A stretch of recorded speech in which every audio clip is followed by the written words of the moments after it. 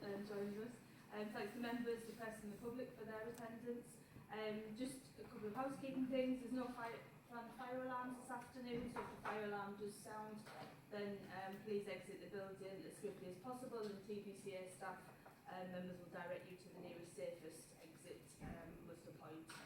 So please do follow the guidelines. So on to today's agenda. Do we have any apologies for absence? Apologies from Angus Kate and Thank you. Any other apologies from anybody? No, thank you. Apologies noted, thank you. Agenda item number 2, declarations of interest. Do we have any declarations of interest today? Thank you. As usual, if any do come up as through the course of the meeting, then please do shout up and just acknowledge them at that point. Thank you. Agenda item number 3, the best value notice and organisation improvement plan. So that's to receive a report from Tom as the interim chief executive, and in terms of the committee's endorsement, obviously we're looking for, which we'll go through then before we make that declaration, and the organisation improvement plan. So if I can hand over to yourself, Tom, do you just want to, we'll wait a second just till you get seated there. Thanks. Got lost, I'm afraid. No Easily problem. done, I think it is. especially if you may. Thank you. We've already just started, so welcome to the meeting. Over to you, Tom. Thank you, Chair. So I'll just give a bit of context. So obviously we received the best value notice back on the 3rd of April. And just to stay up front, we absolutely accept the best value notice, and we recognise that as an organisation we need to make improvements. So the first thing we did on receipt of that notice was we reflected and made a conscious decision that the first thing we wanted to do was to listen.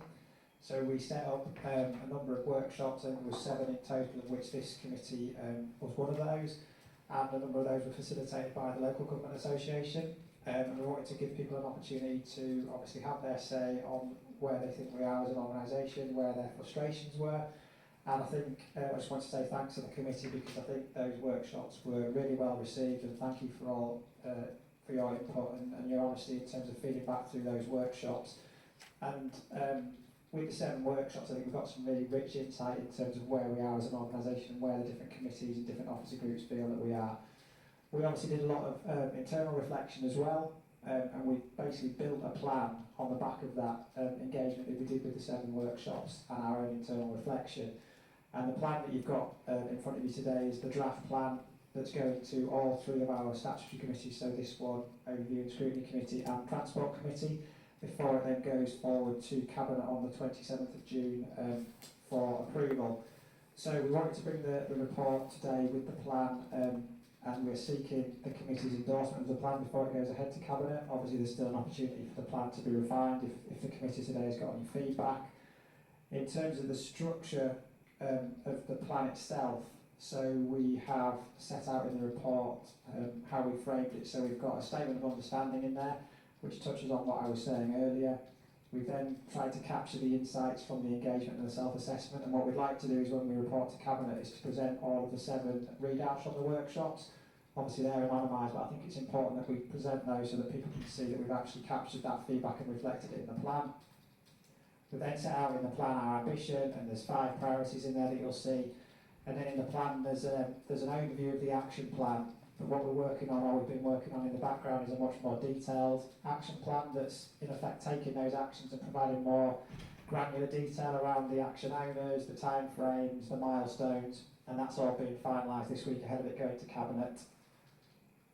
Probably the final thing I'll say is that you'll see in there as well as a section on the Independent Advisory Board. So our progress against the plan will be monitored and assessed through an Independent Advisory Board. This is supported by the Local Government Association, and they've pulled together a panel of the 6 members on that board whose role is to basically support and challenge us and report into the government in terms of the progress that we're making. So again, that's a completely independent board, and as I say, their role is really to support our improvement journey. And then the final thing is obviously we're asking the committee to endorse the plan, but we're also in paragraphs 19 to 20 recognising that this committee will have a key role in terms of supporting improvement once the plan's adopted.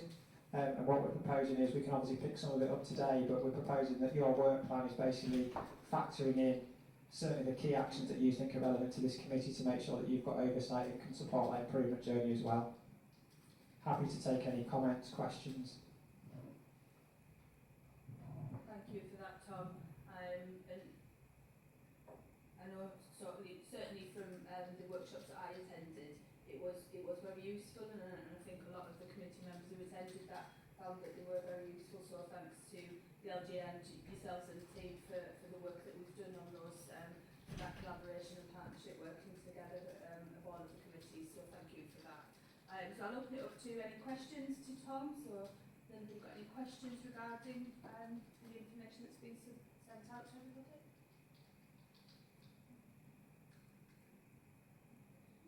Vicky, Councillor Walker, yes.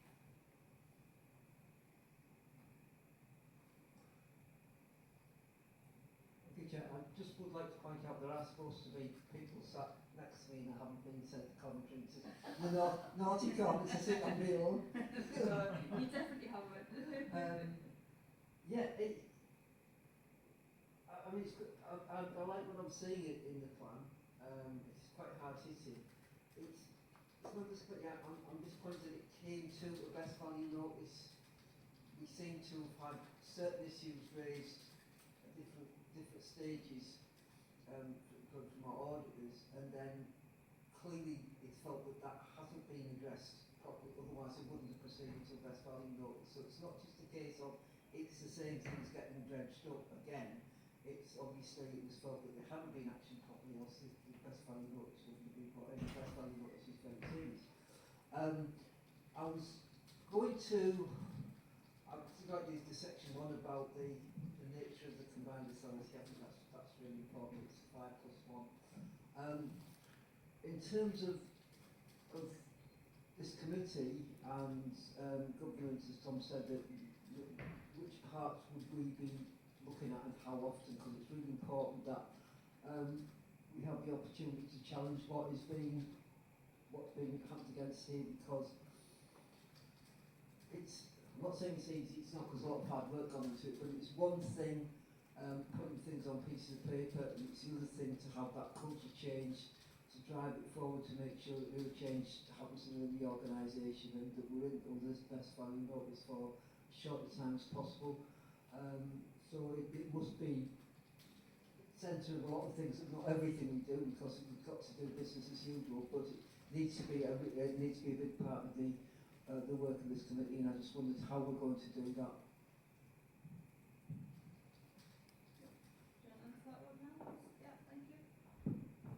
So, thank you, Councillor Walker. Absolutely, we, as I said at the start, we absolutely accept the best value notice for what it is. I actually see it as an opportunity for us to improve. We have to improve. The letter makes that clear, and hopefully the plan reflects, I think, where we're at, and is an honest reflection of where we're at and where we need to be better. I think in terms of how the committee can support that journey, it's very much for the committee to determine that. Obviously, there's probably some elements of the plan that you're going to be more interested in than others. But as I say, this committee, our two other statutory committees and Cabinet all have a key role to play in terms of how they support and hold us to account for this plan, alongside the Independent Advisory Board. So, you know, as officers, we're here to support this committee to provide you with the information you need in order to be able to provide the challenge and oversight in terms of the actions that you feel are most pertinent to your remit. So we're really happy to work with you. One of the things Emma and I have talked about is obviously not wanting duplication in terms of what the three committees do and what Cabinet do. So I think my advice would be for this committee to really focus in on where your remit is and where you think you can add most value.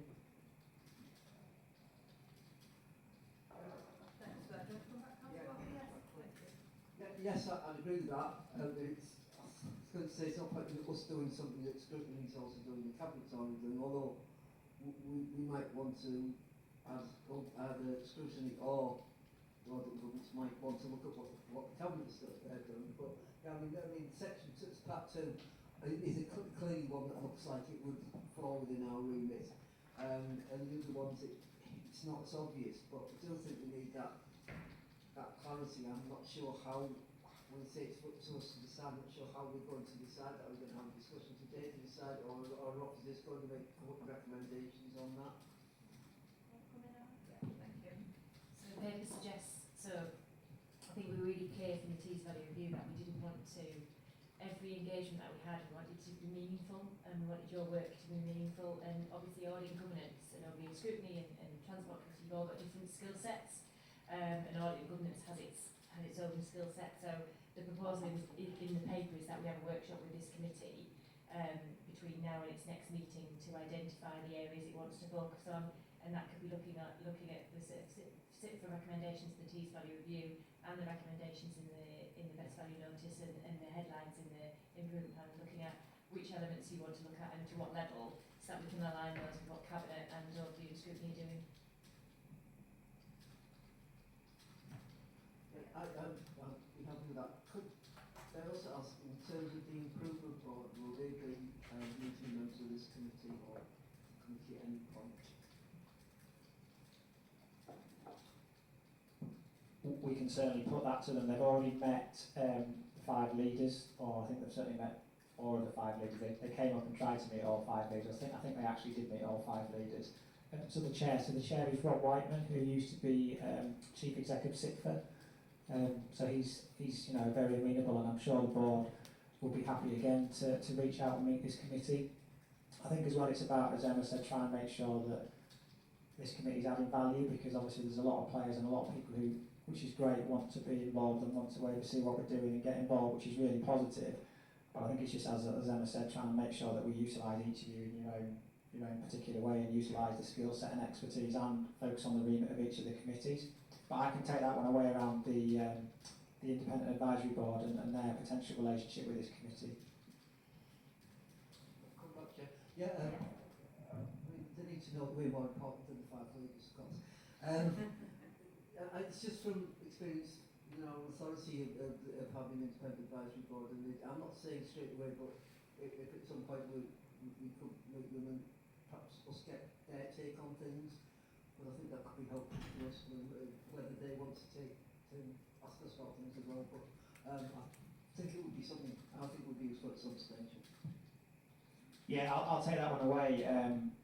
The other thing just to mention as well, that colleagues in Middlesbrough Council have been incredibly helpful, so we've reached out to the Mayor, to a number of politicians, to Eric as Chief Exec and his team, and to understand their experience and what they went through, so that's been incredibly helpful. So I just want to put on my record thanks to colleagues at Middlesbrough for all that support. Thanks, Phil. Thanks for that, Councillor Walker. Anybody else got any other questions in terms of the plan? Sorry, I haven't got your name at the moment. Sorry there. Well, I'm Moss Body from Hartlepool, so Oh, sorry. new to Sorry. the delights of the Audit and Governance Committee here, anyway. Welcome, Councillor, to the committee. Nice to have you on board. It's often said that the most stupid question is the one you don't ask. So I'm going to ask this question because I don't understand what it means. So if you look at 23, it says this notice is issued outside the statutory powers of the Secretary of State. And then it goes on to explain, but not very detailed explanation, that there is evidence of best value failure. So has anyone specified whether it's across the board, specifically in certain areas and not in others?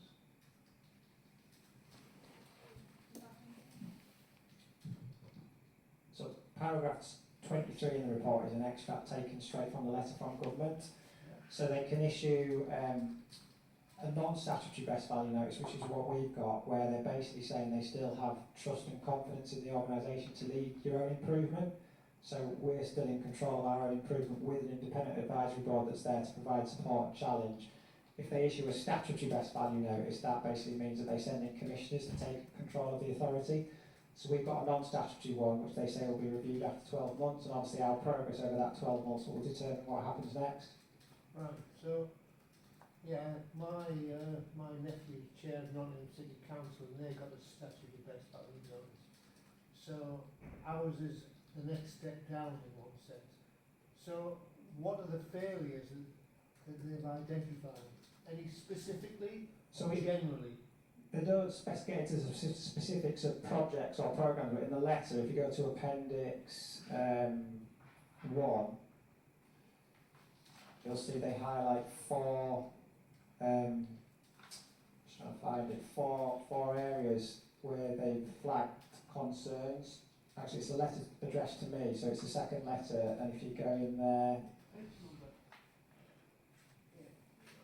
so you can see it says on the Page 15. page 15, the department's concerns relate primarily to governance, culture, partnerships and continuous improvement.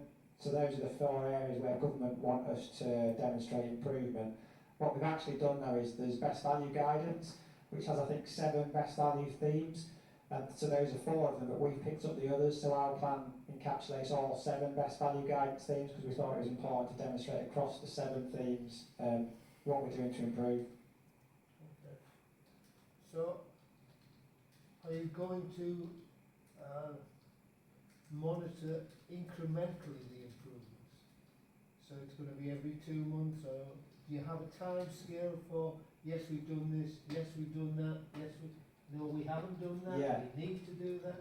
So the plan itself has got that sort of headline actions. What we're working on and what we're going to present to Cabinet is a detailed version of that. So for each action there'll be milestones, action owners, the steps we need to achieve throughout the 12 months to get to the ultimate milestone. So there'll be a detailed breakdown. We're then proposing to produce a monthly progress update on that, which will be made available publicly to all of the committees. And then at Cabinet will be a standing agenda item at Cabinet, and I suspect it will probably be a standing agenda item on the other statutory committees, including this one, where you'll be able to dig in and focus on the areas that you want to understand and challenge and probe. Sorry to hog it, but are you going to provide where we are now so we can make a judgment about how far we've got? Because I could say we've got 10 miles, well if I only start 10 yards away, I've got 10 miles an hour. So in a sense, we need to know where we start. Yeah, so there'll be defined actions, which some of them have started, some of them haven't, and the action plan will sort of set that out. In terms of, I guess, how you measure the impact, a lot of that is around some of the cultural stuff, is how people feel, and so we need to think about how we assess that, because obviously it's not always black and white in terms of how you measure some of that stuff. That's where I think the independent advisory board come in, because obviously they're going to have relationships with Cabinet, potentially this committee, and there'll be the sort of softer stuff around how people feel the change is embedding itself. So there'll be the hard actions where we'll be able to say, look, we've done X, Y and Z by these deadlines and we've implemented those changes, but then I think overlaid off the top of that is about how people feel and how we embed some of that cultural change, which is some of the softer stuff, which I guess is a lot of that's hearts and minds and how people feel. Okay. Yep. Thank you. Do we have any other questions for anybody else or any comments, Tom? Yes, certainly, Councillor Gold. Just a quick one. Just a quick one. Like you, Chair, I went on to the workshops and I found it really insightful. It was a very good experience, to be honest with you.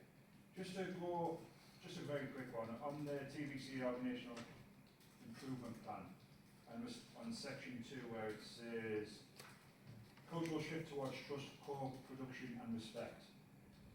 How are we going to manage that? Because believe it or not, there is politics involved, and especially, say for instance, I put it as simple as this, we're currently in peacetime, so there's no elections due or anything for the next couple of years.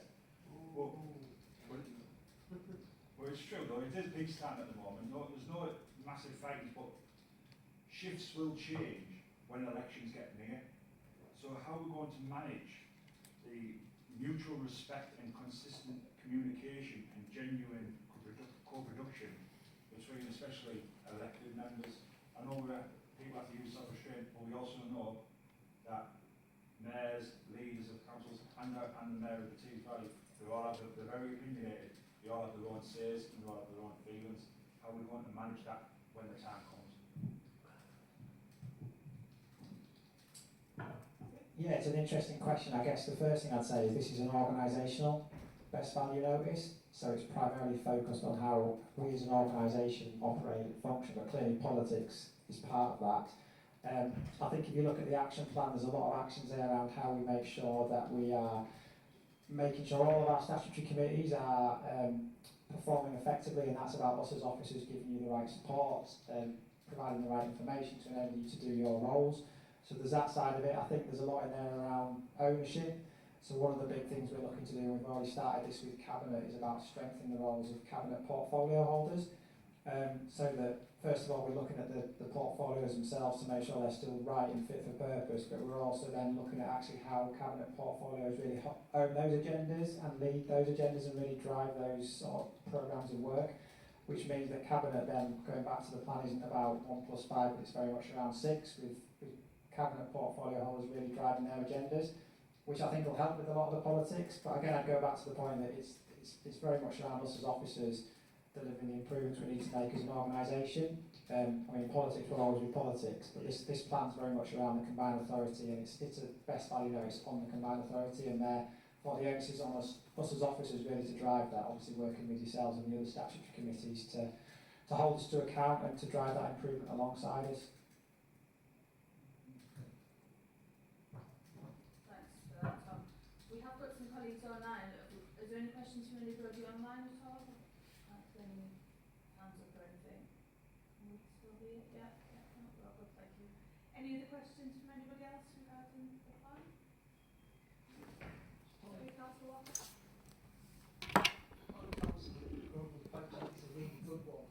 I think the slight difference is that when we're sitting as this committee, we're sitting here as combined authority, and we're not, certainly myself, if I was standing election in my ward, what cause I'll give isn't really relevant to, it's more to your own authority and to your ward, so hopefully that won't come in too much, but I still think it's a good point, because it won't help if you've got what with people with their own agendas trying to do their own thing.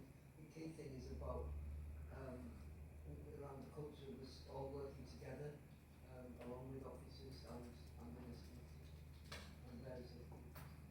No, thank you for that. And yeah, I completely agree. You know, it is about the committee and as the organisation as a whole, isn't it? And everybody, that, like you say, collaboration and partnership working of everybody getting to that end goal of hopefully eventually in that 12-month window, you know, getting that best value notice removed or you know, we've achieved between us all, you know, those steps that have been set out in the plan at the end of that 12-month window. So I think it's important that, yeah, you know, we maintain that and how we can best support officers and vice versa really as we go through over the next 12 months. And I think it is key that we get that feedback, isn't it, as things progress, like, you know, like Councillor Body said there, you know, so that we've got that up-to-date plan and the vision of what and the direction of travel that we're taking things in really.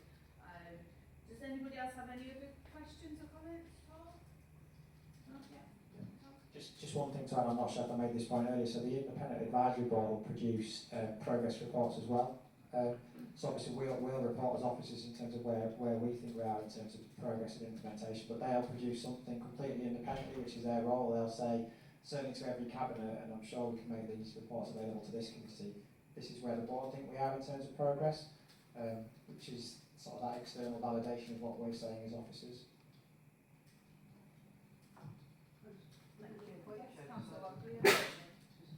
It was mentioned about having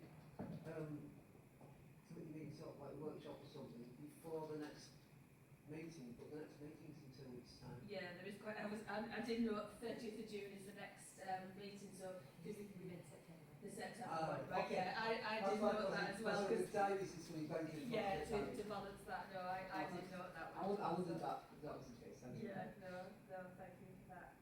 Anybody got any other questions? Yes, Councillor Cole.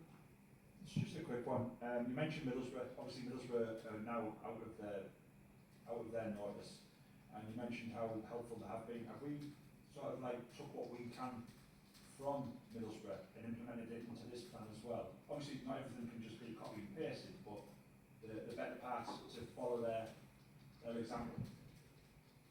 Yeah, so their best value notice was for slightly different reasons, but we've absolutely sort of taken all of their insight and expertise and experience. We've also reached out to a couple of other authorities who've been through a similar process just to understand their sort of learnings and experiences. So I think we've got a pretty rounded understanding of others who've been through a similar process. albeit ours has got a slightly different focus certainly to Middlesbrough's and some of the others, but some of the principles absolutely still stand.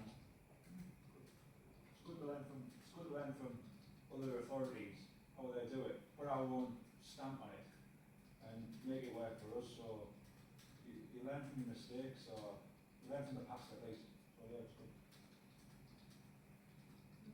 Thank you. So just looking back onto the report, there obviously are some recommendations that we just need to confirm. So if I can just take you back to within the agenda, at the top of agenda item 3, where it says about we've got the summary, but then there's the recommendations within that. So obviously the recommendations for this committee is that we note the update in respect to the Tees Valley Combined Authority Best Value Notice, that we endorse the Tees Valley Combined Authority Organisation Improvement Plan as detailed in Appendix 2, which Tom has referenced, and